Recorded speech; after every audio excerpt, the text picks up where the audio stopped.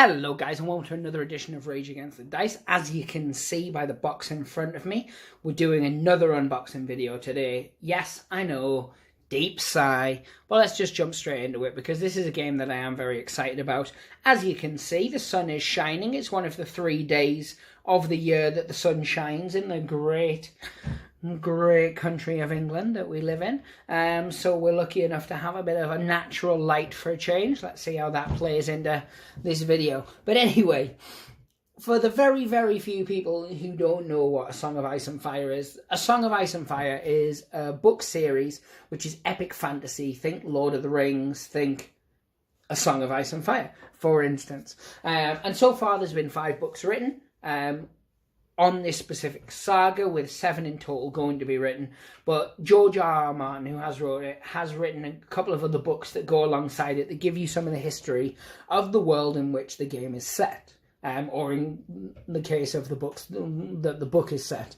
Now, this came to Kickstarter, and I didn't back it for the same reason I don't back any Kickstarter that Cool Mini or not do, and that's on principle. Now, I know I would have got a cool load of like stretch goals, and I would have hit loads of cool stuff, and I would have got it early and things like that. However, it does really frustrate me that Cool Mini or not are essentially using Kickstarter as a pre-order scheme.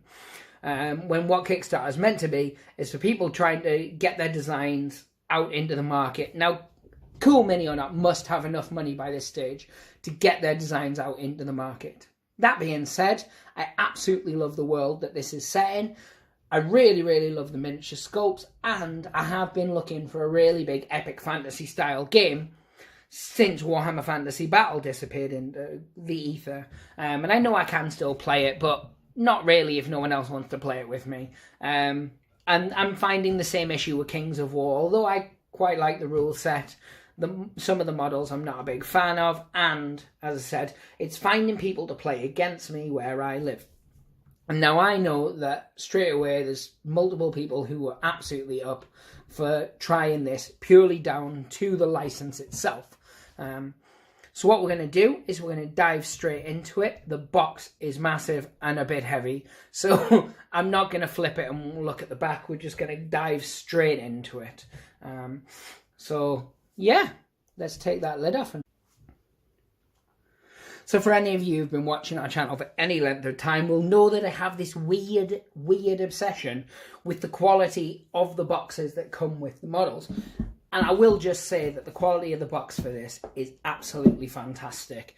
Really sturdy box, so it's not going to break too easily. The artwork on it's fantastic, which although it is an IP, so I think a lot of companies, when they have an IP, they tend to just forgo a lot of the details that most other companies would go for, because if you've got a recognisable IP, you can sell it on the back of that. But Cool Mini or not, I've actually gone to a lot of effort with this. I've got a free PDF copy of the rules, so I have read them before, but I am excited to get stuck in and have a look at the book. So what we're going to do, as you saw, is we're going to have a look at the contents themselves, and then we're going to look at it in a bit more detail. So you get the rule book itself, and it's a 29, 31, 32 with the rule summary page book, and there's a little introduction there, and then everything else seems to be about the game, so it doesn't delve a lot into the world that this game is set in. You, as I said, you do have a little 1 page. In fact, it's half a page, really, isn't it? It's 1, 2, 3, 4, 5, 6, 7 paragraphs about the setting, Westeros and such. But that's okay, because I'm guessing that they expected the people who bought this are at least fans of, if not the book, at least the show. So they'll at least have a certain understanding of who everybody is. One thing that I also will note is that the cards on the back of them do have a little bit about each unit as well, which will probably fill in some more of that history. But we are going to look at the rules. In a separate video, we're going to do an actual how to play. We're also going to have a quick little look through the rule book in this video. So I'm just going to pop it at one side for now. So the next thing we've got is my other obsession, which is card stock. You get some card stock scenery, and you get some tokens, and you get whatever this is. We're going to find out in a second. So what I'm going to do is I'm going to get the shrink wrap off this, and then we're going to have a look at it. So I was asking what this was before, and I had a little peek, a little cheat, and I did look in the book, and this says it's a tactics card, and you only get one of them, so I'm assuming it's something. As I said, I've only peeked at the rules through the PDF version. I haven't read them cover to cover, but I'm assuming this plays a part within the game, of course.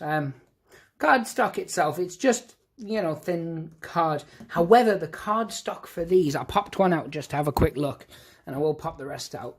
Now, this is, of course, a wooded area, and eventually, you know, we'll use some, like, 3D woods, but it's a nice card stock. It's a really, really strong card stock, and as I said, you guys know I'm a bit obsessed with that. You get here, of course, you've got the woods there, you've got a corpse pile there. Very, very fitting for the game in question, or certainly the setting. Again, they've got a bit of gloss on them, and that's getting caught by the light, but you can certainly see what they are. So you get 3 corpse piles. You get, 4 corpse piles, 1 wood, and 1 what looks like a marsh or swamp. You get 2 full sheets of tokens. No. 3 sheets of tokens with some measurement sticks. And then let me have a very, very quick look at what they are in the rule book. So yeah, you've got your measuring sticks there, and then they are castle walls. Ah, I get you.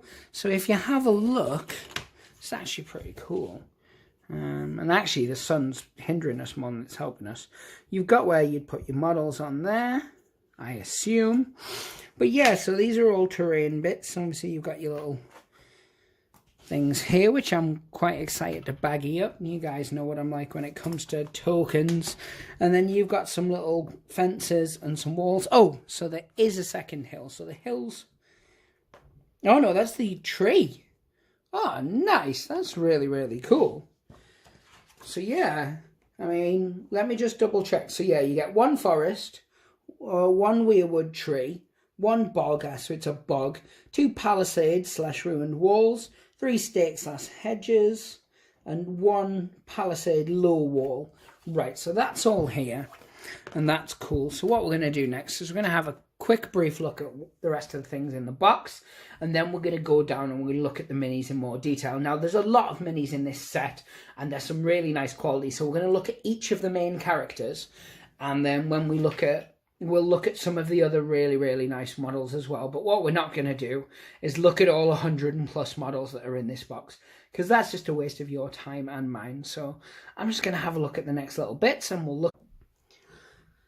So I have put the models to one side, and trust me, it's been really hard for me to do so, because let's face it, we all want to have a look at those models. But you're not going to stay till the end of the video if I show them now. So no, let's have a look at what else you get. So you get 10 D6. Now, these are ugly shaped D6, if I'm honest. Not shaped, obviously. They're just square.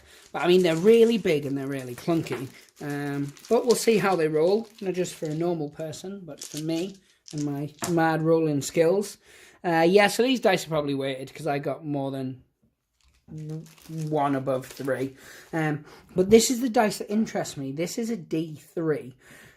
Now, I've played a lot of games in my time, and a lot of them have used the D3 system, but never have I been given actual D3. So I know it's not something to be too excited about. It's just a single white die, but I really do like it. I think it's pretty cool.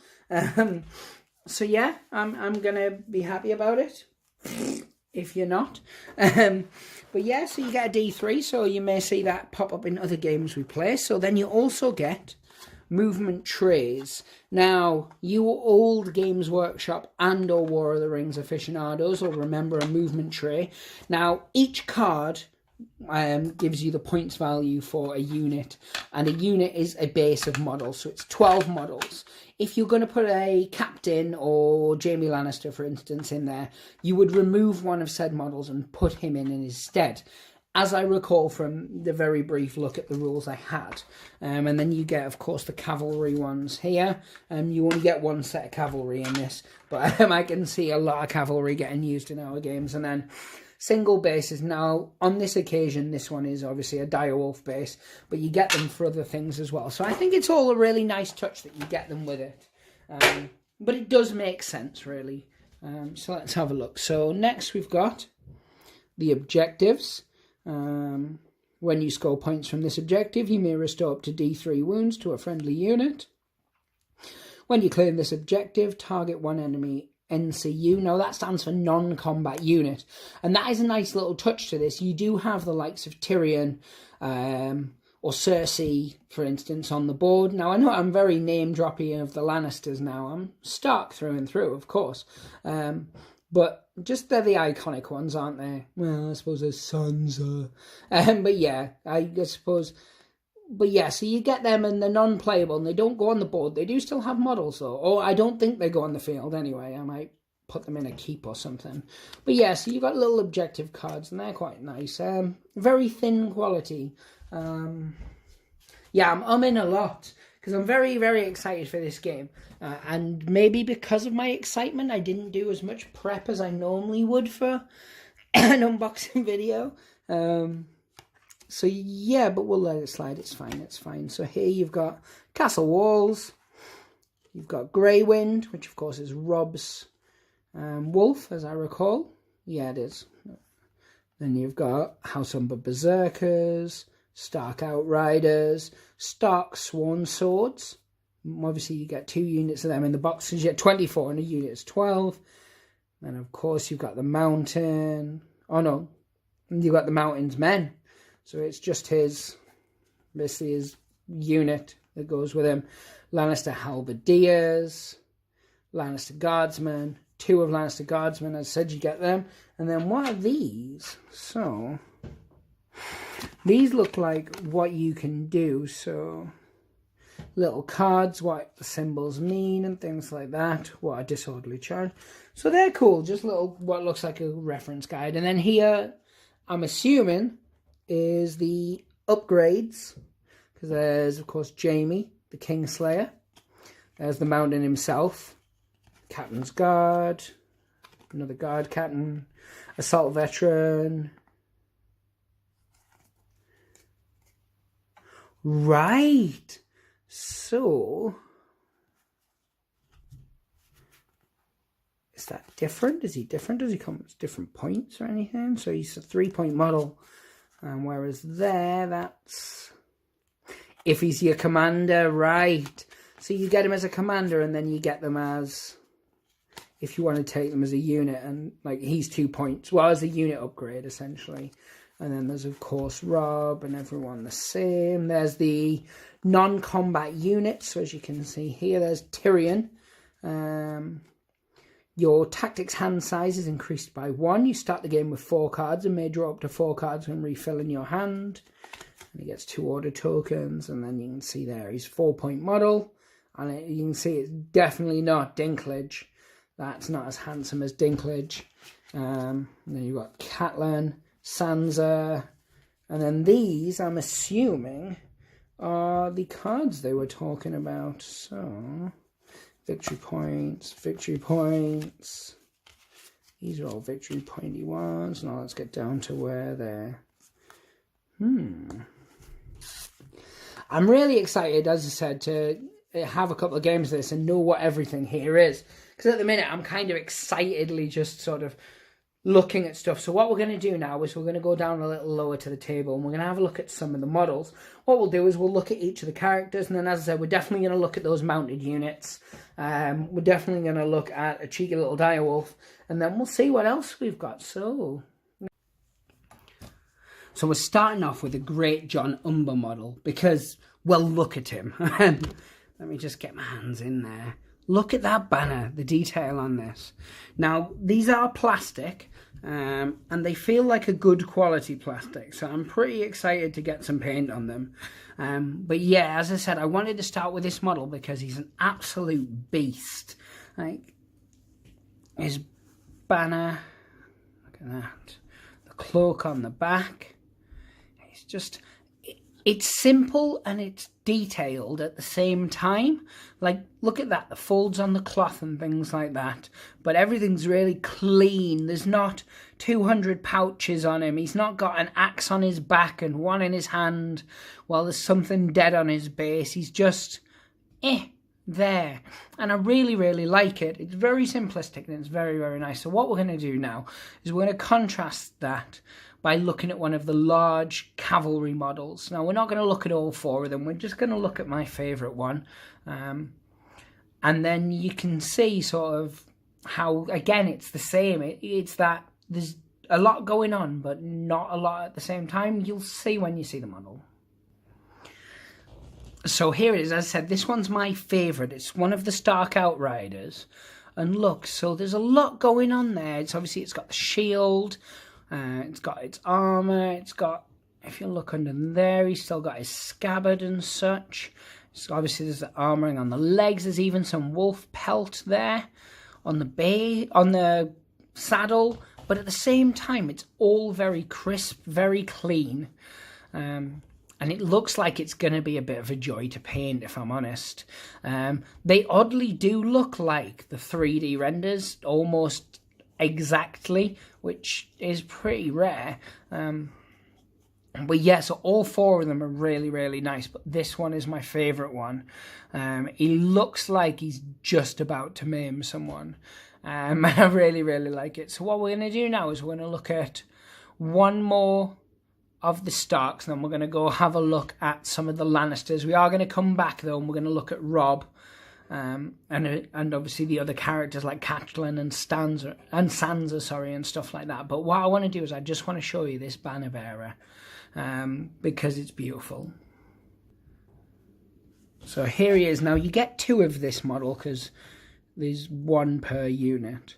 Look at that. So again, it's very simplistic. I mean, obviously the book describes things and you get an image of it, and if you watch the show, the banners are very much like that. They're not like your Games Workshop banners of old, and you'll remember them if you've played old fantasy, way back in the 90s, where you could print them out from the book and they were obscenely complicated. These are very realistic. It's a bit of cloth with a wolf on because we're Starks, and then again the shield, just enough detail. They have a very realistic feel to them. But I love the stoic look on his face. I don't know if the camera's really catching that adequately enough.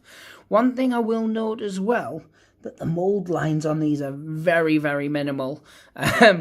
I'm really hoping that goes across the board and it's not just the starter set, because I really, really want to get myself some wildlings or some free people, whichever you want to call them. I won't call them wildlings because I'm a Stark. I'm not a Stark.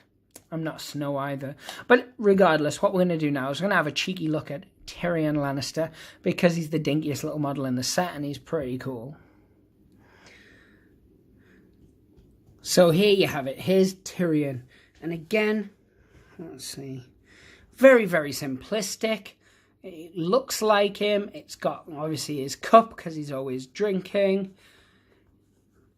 It's just simple and it works, and it captures everything about that character, really. Look at him there. He just drinks and he knows things.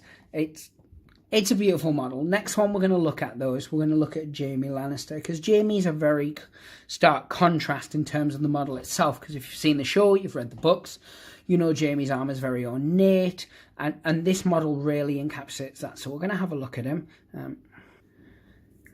So here we have it, and we have the Jaime Lannister model. Now, as you can see from that shield, it's got obviously the lion sigil, it's got all the extra ornate detailing, because of course the Lannisters have money, and that's got to show through in the armour. Now, the plastic is hard plastic, and that's snapped off.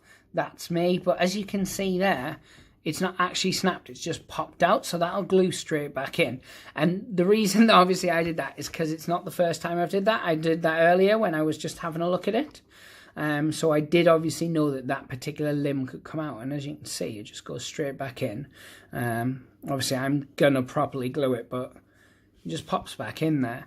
And as I said, it was something that I did earlier as a genuine accident, and so I knew exactly what to do to make it happen again, but I just wanted to show that, you know, a lot of the new plastics you're getting from a lot of companies are that really, really horrible plastic.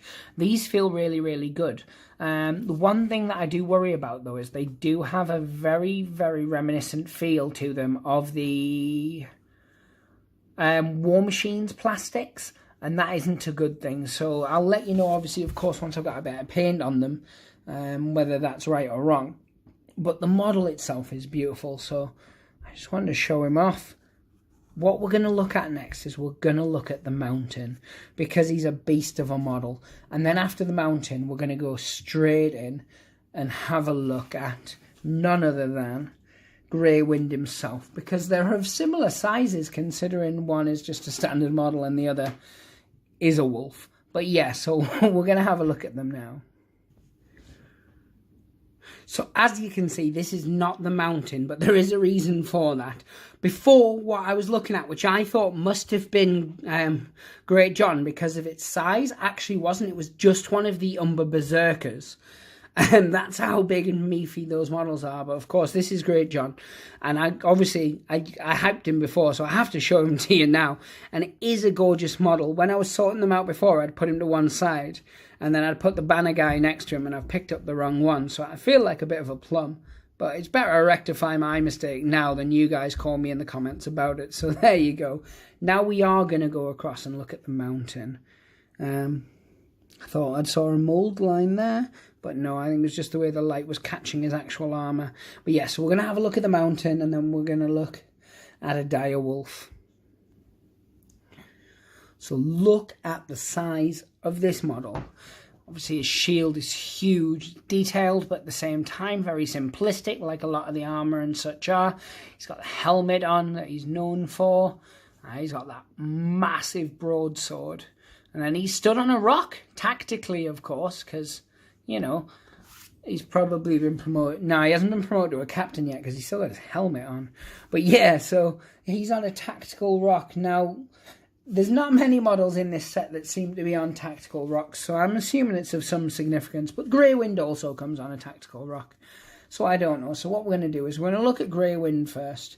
And then I'm going to put the two models side by side to show you that the Mountain should be on the base that Grey Wind's on, and Grey Wind should be on just the base that the Mountain's on. But we'll have a look at them anyway. So here we have it, the Direwolf Grey Wind. And you can see he's actually not a massive, massive model by any stretch of the imagination. But he is also on what looks like a tactical rock, because he has been promoted to captain because he's not wearing a helmet, or at least a lieutenant.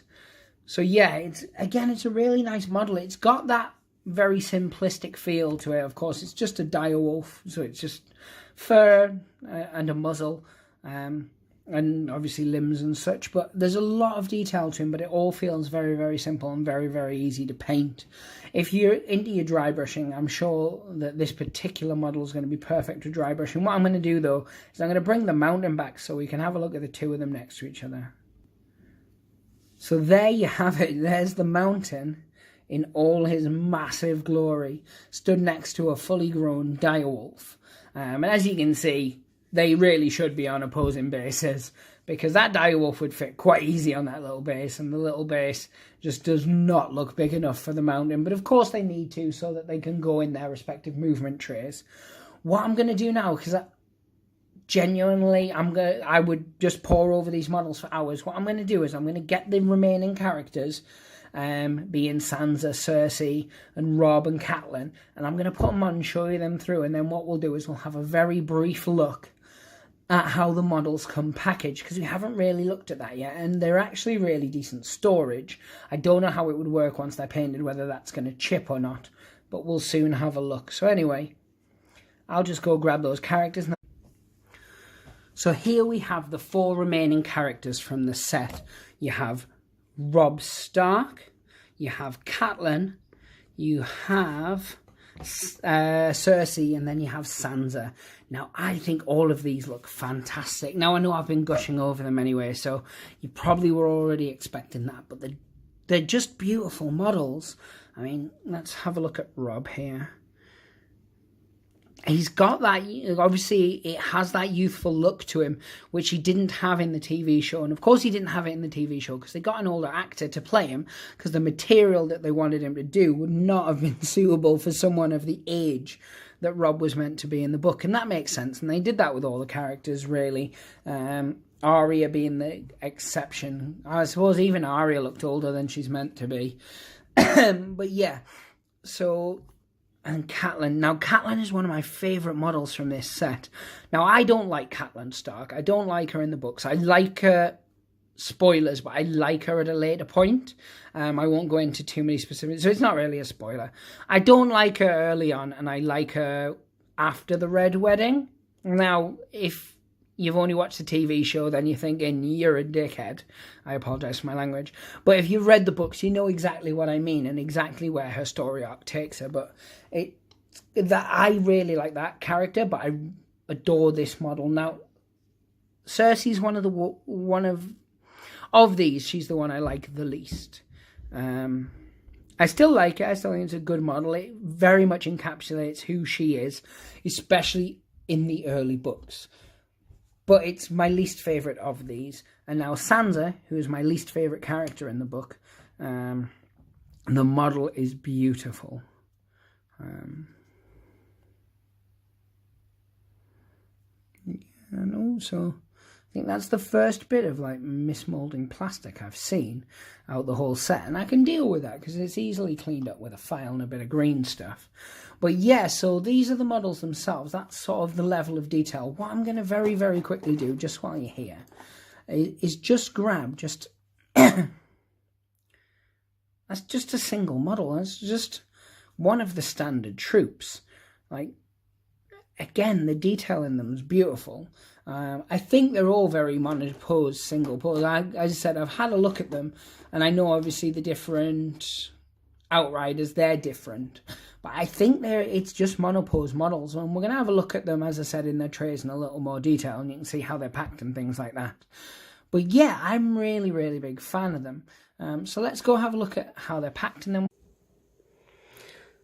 So as you can see here, this is how the models come.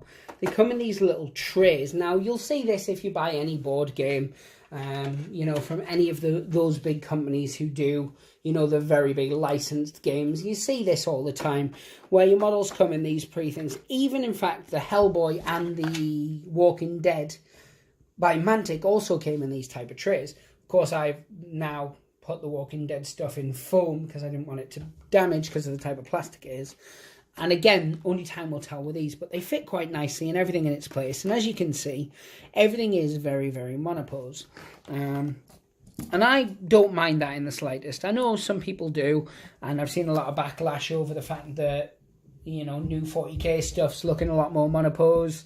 But the difference with this is it's a unit-based battle game. You put a large force on the table. So I can probably paint out 12 of these in an afternoon, with ease. And that's how many it is per unit, which means when you buy the boxes of separate units, it'll either be 12 or 24 models in there, which is still pretty cool. And so you can see each one there. Obviously, you've got your... And then what we'll do is we'll flip this on. We'll have a very quick look at the others. And they are all alphabetized as well, so you can match the right lids to the right body, to the right bottom half. So there you have it here again. You've got like your banner guys, 2 of that. These are slightly different, so maybe they're from different units. These guys are all the same. These are the same. So you're getting a lot of crossovers. So it might actually, when I look in more detail, be the same with the Starks, where you don't have all 12 looking identical, but you have them similar. As I said, I'll soon see once I've done a few games and stuff like that. And then under here, you can see here, no, so look, all the halberdiers are the same. All these guys look the same. So yeah, so you're getting, for it, you're getting a lot in this set, but you're trading off and you are getting the more monopose. If you don't mind that, then that's fantastic. Because as I said, the detail on them is beautiful. And you can see that. And they all come in, as I said, the little trays. I'm most likely going to get some proper cases for them because I don't want the stuff to damage. And then as I said, you get the movement trays and they go like so. So that in there, and then he goes. Alright, so that's the front, and it even shows you your little arcs and stuff like that, which is cool, because that's your front facing, that's your flanks, and that's your rear. And pop them in there like that, and then they go across this way, and then they go across that way, and they go across that way, and you start taking them from this side. As I recall, with you, if you put a character in a unit, it goes there, so it's the last one to come out. But obviously that would be a full ranked up tray. But yeah, guys, so I don't normally ask you this a lot. I mean, obviously I say, you know, like, subscribe, etc. As a generic goodbye. But what I'm genuinely saying, guys, I want to know your opinion on this game. Did you back it at Kickstarter? If so, were you happy with all the stuff you got? Have you actually played it? And if you have actually played it, what did you think of it? Do you have a thriving community where you live that plays this a lot? If you're based up where we're based in the northeast of England, you play at the Battle Bunker, for instance, in Sunderland, let us know when you guys meet up and play, and we'll be interested in coming down and having a look and learning the game. You know, would you guys want to see an not an unboxing video, a how to play video, a couple of battle reports, maybe some painting tutorials from Nate on how to do some of the nicer models, those kind of things? Just let us know, because this is a game I'm very passionate about, much like I am Carnival, and much like I am a couple of the other games we do, Rumble Slam being a big one, of course. So I want to know what people think about it. Is this content you want to see? You know, and if so, what kind of content do you want to see? Do you want to see more around the models? Do you want to see more of the gameplay? Do you want some Sparks and me to sit down, do some tactics videos where we can look at how different units should be used and that type of thing? Let us know in the comments below. Also, give us a like, because the more likes we get, the more we can see that this video is striking a chord with people, and then we can start to, you know, tailor that to it. Did you like the new style of looking at the models a bit more up close and personal, as opposed to just the top-down view? Give us that feedback. If you did like what you saw, though, of course, check out some of our other videos. We cover a number of other games. Give us a like, hit subscribe, and then there's that little bell. You hit that, and then you'll get notified when we put up content. We have put up a few videos recently that I've not really liked as much, so I'm tweaking the format to see what I can do better, or what we as a team can do better. I know we've got some specials coming up. It's going to be every Wednesday moving forward, and it's going to be painting tutorials with Nate, where one week he covers bases, the next he covers skin, and he'll pick a particular model or a unit, and he'll work it from start to finish, and it'll go over 8-9 weeks. And then if you guys liked it, maybe we'll pick a different unit or a different model. I know it's Blood and Plunder's the one, Blood and Plunder models are the ones we're going to do first. But if you think I want to see how to paint a Gene Stealer cult model, then maybe that's what you'll pick next. Let us know. But anyway, guys, thank you very, very much for watching. Obviously, thank you very much to Cool Mini or Not for making a cool game, and obviously for getting it across to ourselves for your perusal pleasure. And as always, guys, pray the dice gods and hope they smile upon you. Take care. Bye now.